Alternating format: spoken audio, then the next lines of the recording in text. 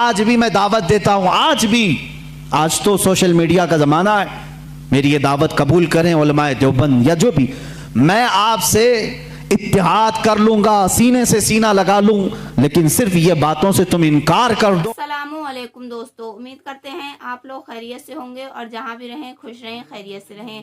تو دوستان محترم، مفتی سلمان اظہری صاحب کا یہ بیان کافی وائرل ہے، جس میں وہ بتاتے ہوئے نظر آ رہے ہیں دیوبندی اور وہابیوں کے بارے میں۔ تو دوستان محترم، آئیے دیکھتے ہیں ان کا پورا یہ بیان، اس کے بعد بات کرتے ہیں۔ آئیے دیکھتے ہیں مفتی سلمان اظہری صاحب کا پورا بیان۔ آج بھی میں دعوت دیتا ہوں، آج تو سوشل میڈیا کا زمانہ ہے، میری یہ دعوت قبول کریں علماء دیوبند یا جو بھی، میں آپ سے اتحاد کر لوں گا، سینے سے سینہ لگا لوں، لیکن صرف یہ باتوں سے تم انکار کر دو اور کہو کہ وہی عشق رسالت ہمارے اندر ہے جو سیدنا ابو بکر صدیق میں تھا، سیدنا عمر فاروق میں تھا، عثمان ابن عفان میں تھا، حیدر کرار میں تھا۔ میں آج انصاف کے ساتھ عرض کرنا چاہوں گا، آج جو دیوبند ہے یا جو دیوبندی ہیں، اگر ان کو میری بات بری لگتی ہے تو ٹھنڈے دل سے میرے عزیز اپنے دل پر ہاتھ رکھ کر کے سوچو، آؤ میں تمہیں دعوت دیتا ہوں، آؤ ہم ان تمام چیزوں پر جمع ہو جاتے ہیں جو صحابہ اور تابعین سے تھی۔ کوئی نئی بات تم اپنی کتاب میں نہیں لاؤ گے، کوئی نئی بات میں اپنی کتاب میں نہیں رکھتا۔ آؤ اتحاد کرو، میں اس اتحاد کا اعلان کرتا ہوں، لیکن جو نئی باتیں آئیں اس کا تم انکار کرو گے، علل اعلان کرو گے اور یہ بھی کہو گے کہ ہم ان سے دور ہیں۔ ہوا یہ کہ اعلیٰ حضرت رضی اللہ تعالیٰ عنہ کے زمانے سے تھوڑے سے پہلے کی حالات میں بتا رہا ہوں آپ کو۔ دارالعلوم دیوبند کے بعد 4 علماء میں صاف آج عرض کرتا ہوں جن کی کتابوں سے پوری امت میں تنازع پھیل گیا، اختلاف پھیلا۔ لوگ ہم کو اختلاف کا فتویٰ دیتے ہیں، اگر نہ یہ کتابیں آتی نہ یہ کوئی فتوے آتے۔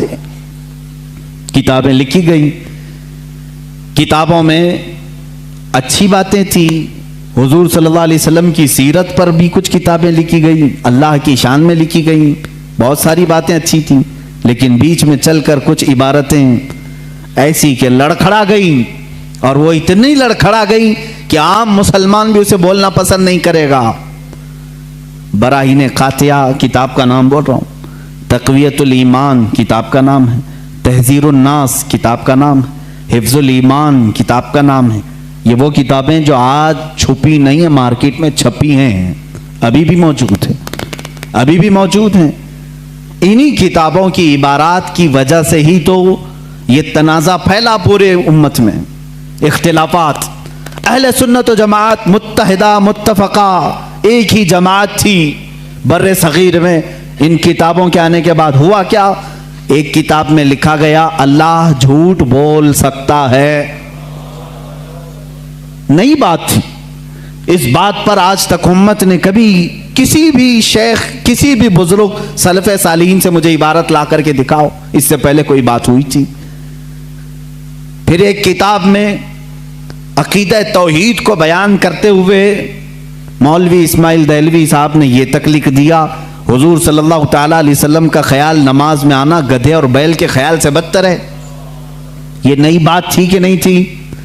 اور جا کر کے کراس ویریفیکیشن کر لینا، اگر میں جھوٹ بولوں تو میرا جبہ پکڑ لینا اور جو سزا دے سکتے ہو دو۔ میں یہ لفاظی نہیں کر رہا ہوں اور نہ پھکائی کر رہا ہوں، یہ جملے آج کتاب میں موجود ہیں۔ تقویت الایمان میں حفظ الایمان کتاب آئی، اس میں مولوی اشرف علی صاحب نے حضور صلی اللہ تعالیٰ علیہ وسلم کے علم غیب پر بحث کرتے کرتے یہ کہہ دیا، حضور کے علم غیب کی کیا تخصیص یعنی ان کی کیا خصوصیت ہے؟ اتنا علم غیب تو زید کو، پاگلوں کو، بچوں کو، بلکہ جانوروں کو بھی حاصل ہے۔ شیطان کا علم غیب تو قرآن سے ثابت ہے، انہوں نے کہا شیطان کا علم غیب قرآن سے ثابت ہے، حضور صلی اللہ علیہ وسلم کے علم غیب کی کیا خصوصیت ہے؟ یعنی برابر ہو گئے، شیطان کو جتنا علم ہے اتنا ہی محمد صلی اللہ علیہ وسلم کو ہے۔ میرے عزیزو، کیا یہ باتیں دل پر نہیں لگتی مسلمانوں کے؟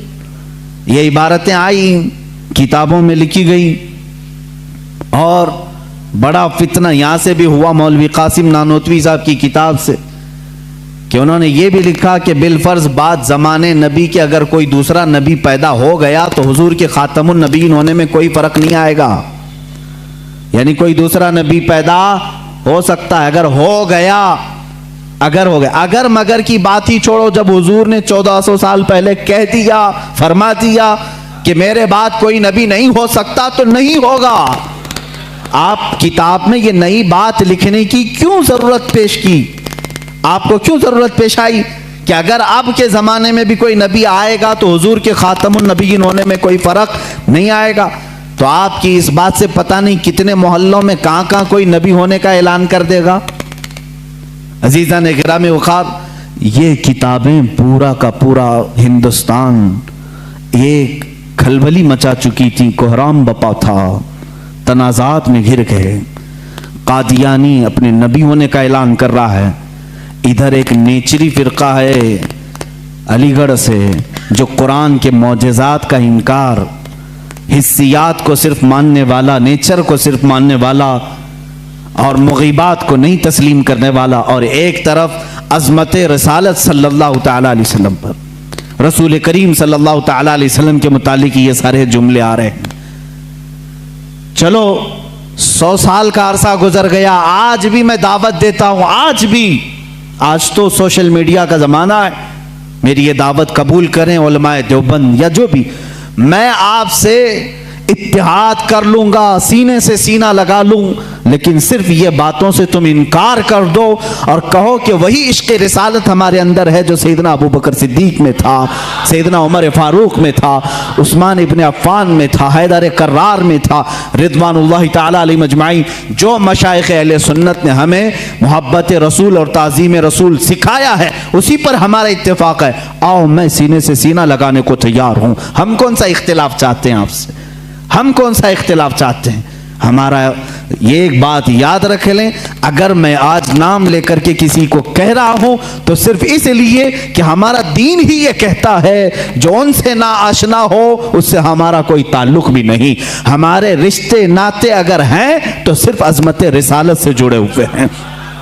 जो नबी का है वो हमारा है। इसीलिए सरकार मुर्शिदी पीरो मुर्शिद ताजो शरिया रहमतुल्लाह ताला अलैह ने फरमाया है, नबी से हो जो बेगाना उसे दिल से जुदा कर दे। नबी से हो जो बेगाना उसे दिल से जुदा कर दे।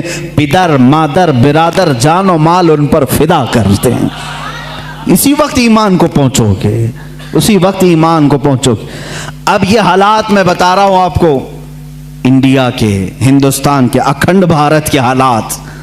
मुसलमानों में तफर्रका पैदा किया अंग्रेज, और इन्होंने अपने माल, अपनी हुकूमत, अपनी सल्तनत को फैलाने के लिए, बहादुर शाह जफर का कत्ल हो चुका था, उसके बाद उलमाए हक ने महसूस कर लिया कि अंग्रेज दरमियाने उम्मत तफर्रका डालकर अपनी कुर्सी संभालने की कोशिश कर रहा है। तो वो मर्द मुजाहिद अल्लामा फजल हक खैर आबादी रहमतुल्लाह ताला अलैह ने दिल्ली की जामा मस्जिद से फतवा सादिर फरमाया कि अंग्रेज़ हिंदुस्तान का दुश्मन है, इनसे क़िताल करना फ़र्ज़ है मुसलमानों को। इसी फतवे की बुनियाद पर ज़िंदगी भर की उम्र कैद की सज़ा में उनको अंडमान निकोबार भेजा गया। वहीं पर उनकी वफ़ात हुई। आज मज़ार भी उनका जज़ीरा अंडमान में है। मौलाना किफ़ायत अली काफ़ी रहमतुल्लाह ताला अलैह, जो 1857 की ये जो गदर है, इसके बाद के उलमाए अहले सुन्नत की बात मैं कर रहा हूँ, इन्होंने महसूस कर लिया उसी ज़माने में कि अंग्रेज़ ने फ़िरका पैदा कर दिया है। कुछ उलमा उसकी बोली बोल रहे हैं। जाहिर सी बात है, यहाँ कुछ उलमा जो मदरसा बना रहे थे उनको माहाना मुशाहरा मिल रहा है अंग्रेज़ हुकूमत से। अलीगढ़ को पाउंड आ रहे हैं इंग्लैंड से, और दीगर उलमा को पाउंड आ रहे हैं, और यहाँ जो उलमा उनकी इन खुराफात को बयान कर रहे हैं उनको फांसी पर चढ़ाया जा रहा है। मौलाना किफ़ायत अली काफ़ी रहमतुल्लाह ताला अलैह جن کے اعلیٰ حضرت بھی بڑی عزت فرمایا کرتے تھے، وہی کفایت علی کافی جنہوں نے اپنی ایک نعت میں کہا تھا، کوئی گل باقی رہے گا نہ چمن رہ جائے گا، پر رسول اللہ کا دین حسن رہ جائے گا، اطلس و کم خواب کے پوشاک پہ نازاں نہ ہو، اس تنے بے جاں پہ خاکی کفن رہ جائے گا۔ یہ جو نعت انہوں نے لکھی تھی اس وقت جب آپ کو پھانسی کے پھندے پر چڑھایا جا رہا تھا، یہ مولانا کفایت علی کافی، پھر مولانا عنایت احمد کاکوروی رحمۃ اللہ تعالی علیہ، جن کو جیل کی سلاخوں کے پیچھے انگریزوں نے بند کیا، اس ایک عالم ربانی نے پتھر کی ٹھیکری سے دیواروں پر پوری علم الصیغہ کتاب لکھ دی تھی، جو آج بھی عالم کورس کی کتاب میں پڑھائی جاتی ہیں۔ عزیزان گرامی وقار، اگر انگریز کو علماء سے محبت تھی اور وہ مدرسے کی سنگ بنیاد میں آ رہے تھے تو ان علماء کے ساتھ وہ کالا پانی کی سزائیں اور موت اور پھانسی کی سزائیں کیوں دے رہے تھے؟ آپ سمجھا کریں، کچھ علماء کو وہ شہید کر رہے تھے اور کچھ علماء کو وہ پیسوں سے پال رہے تھے۔ یہ حالات بڑے دیگرگوں تھے، امت میں تفرقہ اختلافات آ چکے تھے۔ اب یہ وہ زمانہ تھا، نیچریت اپنے پاؤں پھیلا رہی ہے، قادیانیت اپنے پاؤں پھیلا رہی ہے، دہریت اپنے پاؤں پھیلا رہی ہے، اور ایک طرف غیر مقلدیت بھی اپنے پاؤں پھیلا رہی ہے۔ ہندوستان کی سرزمین جو اہل سنت و جماعت کا گہوارہ تھی، اولیاء کا مرکز تھی، یہ خواجہ ہند کا ہندوستان تھا، یہ محبوب الہی کی وراثت کی زمین تھی۔ یہاں صابر کلیری کے مجاہدات تھے، یہاں بابا فرید کے نغمے تھے، یہاں پر اولیاء کاملین کا گلشن تھا، یہ تمام صوفیاء کاملین کے پروردہ مریدین کا ایک عظیم گلستان تھا۔ اس گلستان کو کئی انگریزوں نے اپنے پاؤں سے کچلنا شروع کیا، اس میں خزاں آنے لگ گیا، اس حسین گلدستے میں، ہندوستان کے گلدستے میں پھول مرجھانے لگے۔ نیچریت کا غلبہ آیا ہے، وہابیت کا غلبہ آیا ہے، قادیانیت کا فتنہ سر ابھار رہا ہے، الہاد و بے دینی کا فتنہ سر ابھار رہا ہے۔ اب ہندوستان کی سرزمین پر ایک ایسے مرد قلندر کی ضرورت تھی جو موسیٰ کا جلال لے کر فرعون کے مقابل میں آئے، جو ابراہیم کی ثبات قدمی لے کر کے نمرود کے سامنے آئے۔ اب ایک ایسے مرد قلندر کی ضرورت تھی جو صدیق کی صداقت اپنے سینے میں رکھتا ہو، فاروق اعظم کی عدالت اپنے سینے میں رکھتا ہو، عثمان ابن عفان کے حلم و بردباری اپنے سینے میں رکھتا ہو۔ ہندوستان کو اب ایسے مرد قلندر کی ضرورت تھی جو حیدر کرار کی شجاعت بھی رکھتا ہو، غوث اعظم کا نائب ہو، خواجہ ہند کا وارث ہو۔ اللہ رب العزت نے ہندوستان کے سنی مسلمانوں پر وہ احسان عظیم فرمایا جب صوفیاء کے مرکز اور اولیاء کاملین کی خانقاہیں آواز دینے لگی، الہا اب ہند کا کیا ہوگا؟ یہاں تو اب چادریں نہیں، اب گاگریں نہیں، یہاں اولیاء کی بارگاہ میں آنے سے روکا جا رہا ہے، وسیلے کو شرک، استمداد کو کفر کہا جا رہا ہے، عظمت رسالت پر حملے ہو رہے ہیں، نماز میں رسول کے خیال آنے کو برا بھلا کہا جا رہا ہے، پیٹ پیچھے کی خبر نہ ہونے کی حضور کے بارے میں کہی جا رہی ہے۔ الہا اب کون اس دین کا وارث ہوگا، جانشین ہوگا، محافظ ہوگا، نگہبان ہوگا؟ آواز آئی غیب سے، اللہ رب العزت نے پورے ہندوستان کے اس سائے پر ایک ایسی عظیم سلطنت کو بیدار فرمایا جس سلطنت کا نام ہم یوں کہتے ہیں، ملک سخن کی شاہی تم کو رضا مسلم، ملک سخن کی شاہی تم کو رضا مسلم، جس سمت آ گئے ہو سکے بٹھا دیے ہیں۔ اس عظیم ہستی کو اللہ تعالیٰ نے جلوہ فرمایا جس کو پوری دنیا سنیت، اعلیٰ حضرت کنز الکرامت، جبل الاستقامت، دریائے نعمت، آقائے رحمت، کنز الکرامت امام اہل سنت امام احمد رضا خان فاضل بریلوی کے نام سے جانتی ہے۔ اسی لیے میں نے کہا احمد رضا کا تازہ گلستان ہے آج بھی، خورشید علم ان کا درخشاں ہے آج بھی، سب ان سے جلنے والوں کے گل ہو گئے چراغ، احمد رضا کی شمع فروزاں ہے آج بھی۔ عزیزان گرامی، اس امام اہل سنت فاضل بریلوی کی جس گھر میں ولادت باسعادت ہوئی وہ عام گھرانہ نہیں تھا، علمی گھرانہ تھا، بزرگوں کا گھرانہ تھا، تقوی و پرہیزگاری کے شعار رکھنے والوں کا۔ جیسا کہ آپ نے ویڈیو دیکھی، ویڈیو دیکھ کر سمجھ گئے ہوں گے، امید کرتے ہیں آپ لوگوں کو ویڈیو پسند آئی ہوگی۔ ملتے ہیں ایک نئے اپڈیٹ کے ساتھ، تب تک کے لیے السلام علیکم ورحمۃ اللہ وبرکاتہ۔